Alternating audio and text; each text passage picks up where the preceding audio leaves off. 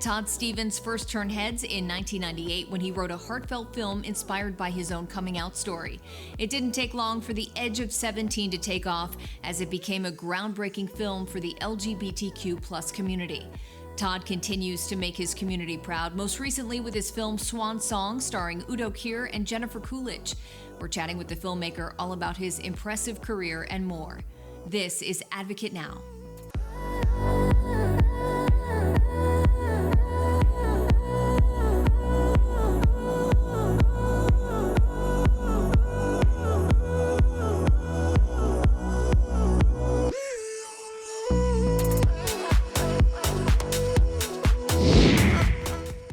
Well, Todd, you're of course known for writing the beloved 1998 film Edge of 17, which tells the story of a 17-year-old coming to terms with his sexuality. And the film was loosely autobiographical. Can you talk about what inspired you to make that film?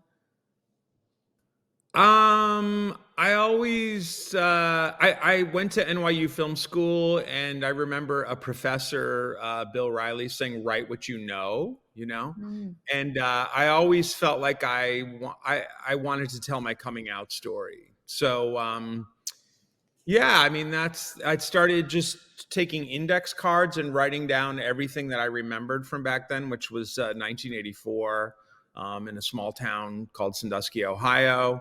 And so yeah, it's pretty darn autobiographical. I mean, this shirt wasn't in the movie, but like a lot of the clothes that are in the movie were like clothes that I had saved because I'm a pack rat. So wow. A lot of the clothes you see like were my clothes and my now husband's clothes. Well, the film was really revolutionary for its time. I mean, making a name for itself as a coming out classic. Did you fully recognize the significance of that as you were making it? No, not at all. Not at all. I mean, I remember being really inspired by a British film called Beautiful Thing, which was like a great coming out film. And I just kind of wanted to, we were thinking we would maybe try to do like the American sort of version of that. But to be honest, we didn't even know what we were doing, and yeah, I mean, so I had no clue, and to me, like I pitched it as like a queer John Hughes movie, and in a lot of ways, I just thought that it was sort of this light comedy kind of thing. But I think while I was making it, I realized that yeah, there was like the lighter side to it, but there was also like a lot of pain in the film and a lot of depth there too. I just don't want people getting the wrong idea. What idea? People think you're gay. Is that what you want to know? It was also praised for its portrayal of gay sex scenes because at the time, intimacy within the queer community wasn't really shown on screen. What made you decide to fully go there? Because like I saw movies like like non-queer coming out or coming of age movies like Fast Times at Ridgemont High, Risky Business, and I wanted like the queer version of that, and I didn't want to hold back. I mean, I wanted it to show, I wanted the guys to really kiss and really, I don't even know if you could do this nowadays, but a lot of times back then people would get cast in like queer roles and they would like try to get out of like really kissing or really being intimate, in the scene. So I remember during the auditions, we actually warned people that for the callbacks, we wanted to see them actually kiss to make sure that they were really down to go there 100%. And, my actors were amazing and they were really fearless, especially at that time. People felt that like if you played a queer part that it would ruin your career. And I guess for some people it did in a way. Thankfully things have changed a lot. But I really feel that Chris and Anderson and all the actors in the film were really fearless. I've been trying to decide if I was going to tell you that this was just a phase or to tell you the truth. I need you so bad. Eric, you're my best friend. Well, in 2021, you released Swan Song, which follows a fictionalized storyline of a real-life hairdresser played by Kier. Jennifer Coolidge also starred. What was it like working with such legendary artists? Oh my God, it was a dream come true. I mean, Udo, I was in my hometown, same town Edge of 17 was shot in. I was in my hometown, surrounded by all my friends and family, making this movie that I had dreamt about, based on a real hairdresser from Sandusky. And I mean, it was interesting because like getting the real Mr. Pat was his name, was actually from West Virginia.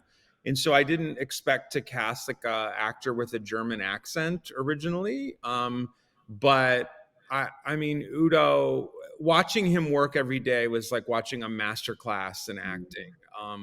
He just blew me away every day. And we shot the movie in 18 days. It was really a low budget film. Yeah. But Jennifer Jennifer's scenes were like in the middle of the shoot. And so, I mean, it was just like, it was incredible when she came. I had never met her before in person. And the way she works is really fascinating in terms of like, a lot of the things that she says in the film were improv. And I wish some of her best lines, like I wish I wrote. And, so you never knew what she was going to say, and which was incredible. Oh my God, Pat, is it you? You look so athletic. And I thought it was really interesting that you decided to have all of the queer characters played by queer actors. Why was that? I mean, I just felt like for this film, that was the right thing to do. I had seen a Broadway production of The Boys in the Band that was starring all queer actors that they later made into to a film. But it just really inspired me, I just felt like the authenticity and the representation was really needed, especially for a lead character that had lived through the AIDS crisis and lost so many friends and was part of the club world and all of that. And so, I mean, Udo, it's not like he's playing himself, but he knew what all that was like, from living through it, and didn't have to like fake it or act it. So I just wanted it to be as authentic as it could be. Not that but I don't believe that should be a rule, personally, but I always just feel like you should find the best person for the part. But in this case, queer actors were the best people for the part. I suppose to make a dead bitch look human. Was she a handful? Oh, a demanding Republican monster. Sounds like a nightmare. I adored her. Well, you took a break from filmmaking for 12 years. What was it about Swan Song and Mr. Pat specifically that drew you back into storytelling? I always knew that I wanted to make a Mr. Pat movie. Even in Edge of 17, there was originally a Mr. Pat character that we wound up cutting out because we literally couldn't find the right person to play him. And the part kind of became expanded into the part that Leah Delaria played. But so I always knew that I wanted to make that film, but I don't know, like for a while I made these crazy movies called Another Gay Movie and a sequel. And I think at that point I just didn't know what to say next, like I didn't have like the inspiration for what to do next. And I also built the house where I'm living, which is actually an old church, which is really cool. And I can tell from the window. Yeah, That's really cool. Yeah. And I started teaching, became a film professor. So just kind of lived life for a while. And then, Mr. Pat just kept, not the real Mr. Pat because he's gone, but Pat's spirit just kept calling my name. So finally it was like, I got to make another movie, Listen to the calling. Well, you consistently explore the queer experience throughout your projects. Why is it important to you, and what does it mean to you to showcase these queer stories on screen? I just feel like, as queer people want to see our lives reflected, and not just for queer people, but for people that aren't queer, to like kind of learn and understand what the experience was. And I feel like there's so much so many more stories left to be told, like of throughout history, 100 years ago, 200 years ago, we were here always. And so that's kind of like my mission to just share queer stories. It's just kind of my calling in life. Well, we can't wait to see what you do next. Thank you so much for being here and spending some time with us, Todd. You're welcome. Thank you. Thank you so much. I'm Sonia Baghdadi. Thanks for watching and advocating. For more stories and content like this, visit advocate.com and advocatechannel.com.